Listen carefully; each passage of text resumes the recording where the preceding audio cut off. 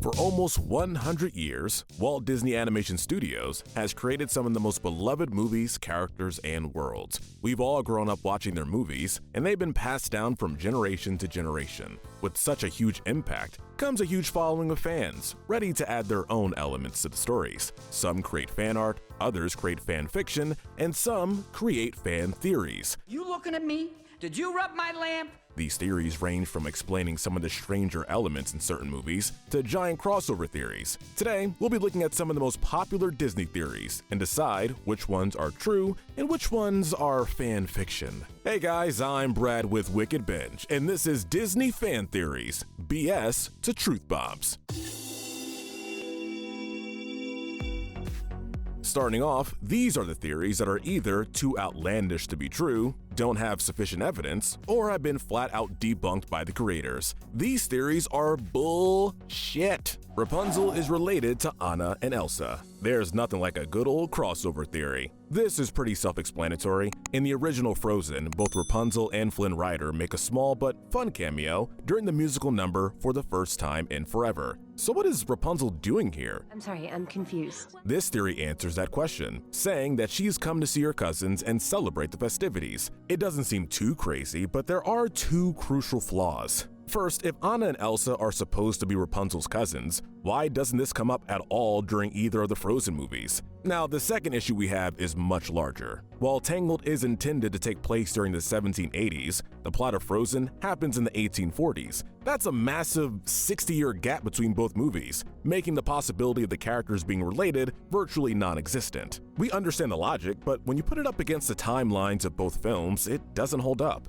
While some cameos in Disney animation have some truth to them, which you'll soon see, this is merely for fun and should be looked at as such. Gaston killed Bambi's mom. Another theory that ties films together. Eagle-eyed viewers have spotted the presence of several deer heads mounted to the wall of Gaston's tavern in Beauty and the Beast. Now, what if one of these was the head of Bambi's mom, making Gaston her killer? This is another we can understand the logic. In the Bambi movie, the hunter who killed the mother is never shown, nor is he named. Who's to say that Gaston couldn't have killed her? It doesn't contradict anything else in the movie, does it? Unfortunately, it kinda does. This is another instance where the timelines don't match. Beauty and the Beast takes place in France at some point during the 18th century. Bambi, however, is set in the United States and is more modern than the time Gaston inhabited. It isn't totally out of the question, as Gaston could have traveled to America and taken the mother out, but it also seems a bit unlikely. And not just because of the potential gap in periods. Make no mistake about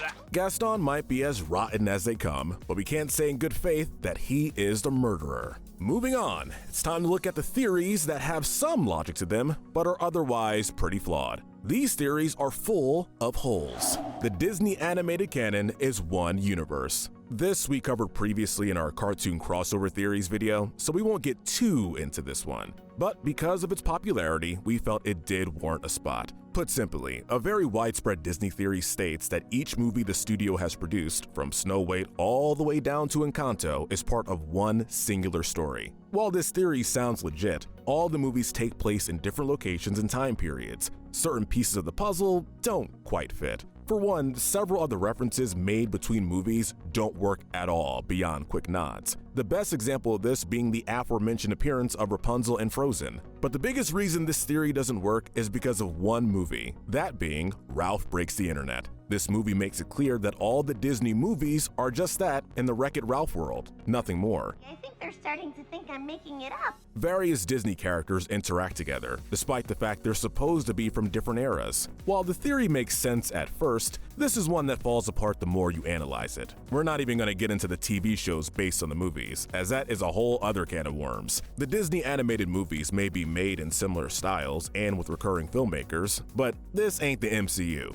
Maui is Moana's father. This is another popular theory that is as simple as it sounds. Moana, in the film of the same name, isn't the daughter of Chief Tui as we're led to believe, but instead the demigod Maui. This has been covered at length by many, including the film theorist, and there is some truth to this. Moana's mother, Sina, is the name of a figure in Polynesian mythology who encountered an eel. And Maui's song, You're Welcome, he mentions defeating an eel. This means the two must be husband and wife, right? Well, there is one pretty big hole in the logic. Maui's been gone for 1,000 years. Where would he have found the time to have a child with Sina? Besides that, Disney has made it clear that they don't have any issue changing the lore of classic mythologies. Zeus in Greek mythology isn't the greatest guy, an element that the version seen in Disney's Hercules completely ignores. The same is likely true for these elements in Moana. Did not see that coming. Disney wasn't trying to hint at Moana's real father or anything like that. They were merely remixing Polynesian legend to make a story of their own. While we can't deny that Moana and Maui feel like kindred spirits, the idea of them being father and daughter is a bit of a reach if we're being quite honest. What can we say, except that this theory has been busted. Sergeant Calhoun killed her husband. In the original Wreck-It Ralph, Calhoun is a warrior who was supposedly given the most tragic backstory ever. During the wedding between her and her soon-to-be husband, a cybug attacked the venue, devouring her husband in the ensuing chaos. Calhoun took out the monster, creating the cynic we see in the first movie. However, fans have suggested there is more to this theory. The movie mentions that cybugs turn into what they eat, and we see this happen in the story. By that logic, this means that Calhoun essentially killed her husband. The logic appears to track, but if you remember the movie, you'll notice that she eliminates the bug before it ever gets the chance to turn into her husband. So did she really kill him if she destroyed the cybug before it truly turned into him? Everyone is free to argue their point of view, but for our money, that's not accurate to what happened on screen. Perhaps the flashback we see isn't accurate and is more the work of faulty memory, but from what we see in the movie, this is one we have to say does not hold up. Next are the theories that might not be totally legitimate, but the amount of evidence means we have to give them some attention. These ones are possible. Snow White is dead. At the climax of the Disney classic, Snow White, the titular character, takes a bite out of the infamous poison apple. This, of course, kills her, at least until the kiss of her one true love revives her. Or is that how it happened? In a theory created by BuzzFeed's Matt Morgan, it suggested that Snow White did die from the apple. The kiss she receives isn't one of true love, it's instead a kiss of death. After being awakened, she's shown a castle in the clouds, a possible hint to the afterlife. This all begs the question, does Snow White truly die at the end of the movie? Of course not. It's stated within the movie that true love will reverse the apple's curse. However, we cannot deny this as an incredibly well thought out theory, as dark and unlikely as it sounds. While you could say it's way too dark of a theory for the Disney movie, everything stated in it makes sense for both the theory and what appears on screen. Besides that, Snow White, like all the other fairy tales Disney has adapted, is ripe from different interpretations and versions of the story. Between the story being ripe for interpretation and its creativity, we have to say, this theory is at least somewhat possible. Aladdin is set in a futuristic dystopia. While Aladdin appears to be set in the Middle East hundreds of years ago, there's an interesting line that suggests otherwise. Fans have noticed the most peculiar line from Genie, where he states that Aladdin's clothes are very 3rd century. If this was the time he entered the lamp and was supposedly stuck for 10,000 years, then this means the year 10,000 is the earliest time he could have gotten out. This would place Aladdin in the distant future, but then why does everything still resemble our past? That's because the future of this world is a dystopia. Agrabah represents what the entire world is pretty much like now, and things like the magic carpet and Iago aren't magic or comic relief, but instead the results of technological advancements. This also explains Genie's ability to reference modern pop culture. Of course, some arguments could be made against it. Why does Genie reference Jack Nicholson in Disney World? You wanna court the little lady, you gotta be a straight shooter, do you got it? He's an all-powerful entity. Perhaps he knows everything there is to know about the universe, but even that doesn't clear up the whole 10,000 years line. While we don't entirely agree with everything this theory suggests, such as the idea that things like Iago are born from modern technology, there isn't anything in the movie that negates it. Aladdin being a story of the future? It's a lot more likely than you think. Captain Hook is a hero. Our next theory comes from TikTok, of all places. User BTS Hear Me Out made a video where he suggested that in the Disney classic Peter Pan, the devious Captain Hook is actually the real hero of the movie. He points to the captain's refusal to attack any any of the children, as proof that he's trying to save them from Pan. Alright, we gotta interject and say that isn't entirely accurate, as Hook definitely tries to attack the kids. However, we still think there's a big nugget of truth wedged inside this theory. In a story, the villain rarely sees themselves as what they actually are. A lot of times, they think of themselves as the hero, fighting a courageous battle to the best of their abilities. Perhaps Hook does want to save these kids from whatever terrors he thinks Peter Pan will unleash on them. Maybe this is what his goal started as, but it was later warped into something more villainous. While there isn't anything in the movie that suggests this, it also doesn't necessarily contradict things either. With that in mind, we think that this theory may very well be true from a certain point of view. Hercules killed Scar. Remember at the beginning of this ranking when we mentioned we get into cameo theories that held a bit more water? That time is now. In Hercules, there comes a moment where the hero is being referenced for an art piece, and he's seen outfitted with a familiar piece of clothing. That clothing is none other than the skin of Scar, the villain of The Lion King.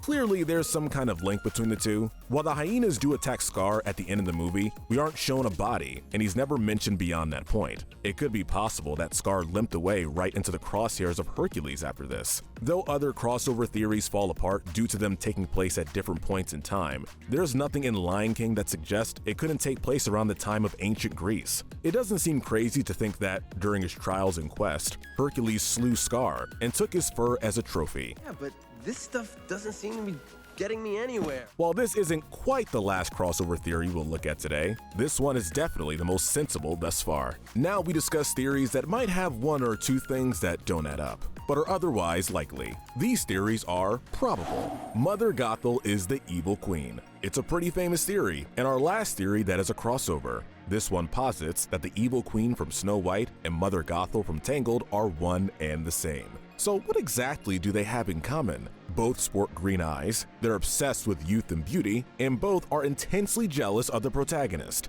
The events of both Tangled and Snow White take place in Germany, and we're dealing with two characters who possess magical powers. The timelines both appear to add up, and the logic seems to be there as well. Though we saw the queen crushed by a boulder, maybe she used a magic spell that allowed her to survive, leading into the character we know in Tangled. At the very least, we can safely say that Mother Gothel was a modernized version of the Queen character. Don't ever ask to leave this tower again. Since both characters are creatively linked, and nothing in the movies contradicts the logic in this theory, we think this one is more likely than it isn't. The Gargoyles are Quasimodo's imagination. Though The Hunchback of Notre Dame is one of Disney's most acclaimed films, the gargoyles that are featured prominently are not. Many believe the characters are nothing more than comic relief sidekicks, as was the standard for Disney movies of that era. But maybe the gargoyles are nothing more than imagination on Quasimodo's behalf.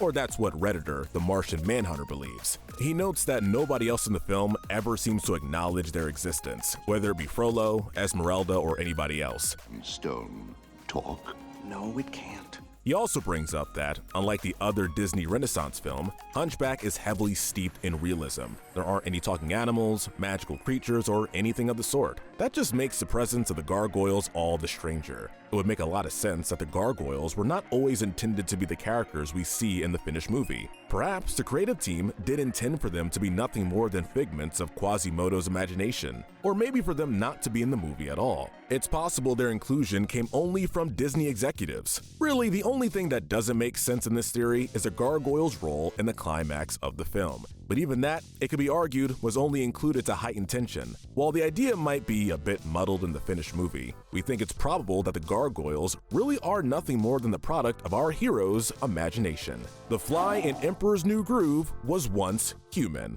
In the Disney comedy, The Emperor's New Groove, there's a scene where, during Kuzco's jungle trek, he sees a spider consume a fly. The fly begs, speaking lines, before being devoured. So what if we were to tell you that was actually a human once? In a theory posted to Reddit, a user by the name of Lish94 notes how the only animals who speak fluent English in the movie were all humans beforehand. Kuzco even thinks of it as the freakiest thing he's ever seen. But why would such a vain ruler react this way to an ordinary insect being eaten? This is another one where the logic makes total sense. The only reason we keep from labeling it as a truth bomb is that we think it needs more evidence. Like, what if the fly was another character from earlier in the movie? Regardless, if Disney ever runs out of Disney Plus content, we think a prequel about The Fly would be sure to get people watching. Come on, you all know you want it. We've come a long way, but we finally reached the theories that have too much going for them not to be true, or have been confirmed by those involved. These theories are the truth bombs. The Enchantress was in love with Beast. Our second to last theory is another that is widespread. In Beauty and the Beast, though we know the Enchantress cursed the prince, we never got to know her character. All we know is that she transformed him into the Beast because of how nasty a person he was. Though we can't argue that Adam wasn't that great of a prince, there are plenty of worse people in the film, yet she does nothing to them. Why is that? Well, in a nutshell, the Enchantress was actually in love with Prince Adam, and when their relationship fell through, she enacted the curse. This one is a truth bomb because it's actually backed up by official Disney media, and you don't even have to look that far back to find it. Released in 2014, The Beast Within is the second novel in a book series that showcases the origins behind Disney's most classic villains. This book focuses on the Beast, and in it, it's flat out confirmed that they were in a relationship, the fallout of which prompted the Enchantress to turn the prince into a monster. While the canonicity of this book is debated, it's one of the most recent additions to the film's universe, and these tie-in pieces of media are heavily regulated by Disney. Disney is extremely protective of their characters, and they want them to be represented as accurately as possible. If this did clash with their ideal version of Beast, it simply wouldn't have made it into the finished product. The fact that it did is all the proof you need to see that these two were indeed in love. While the opening of the movie is a good summary of the story between Beast and the Enchantress, clearly there was much more to their story than meets the eye. Genie is the peddler. Our final theory is another one related to Aladdin. In the opening of the movie, a very minor character known only as the peddler acts as the film's storyteller. Though this is his one appearance in the entire movie, there are a few interesting things about him. The finest merchandise this side of the River Jordan on sale today. Come on down.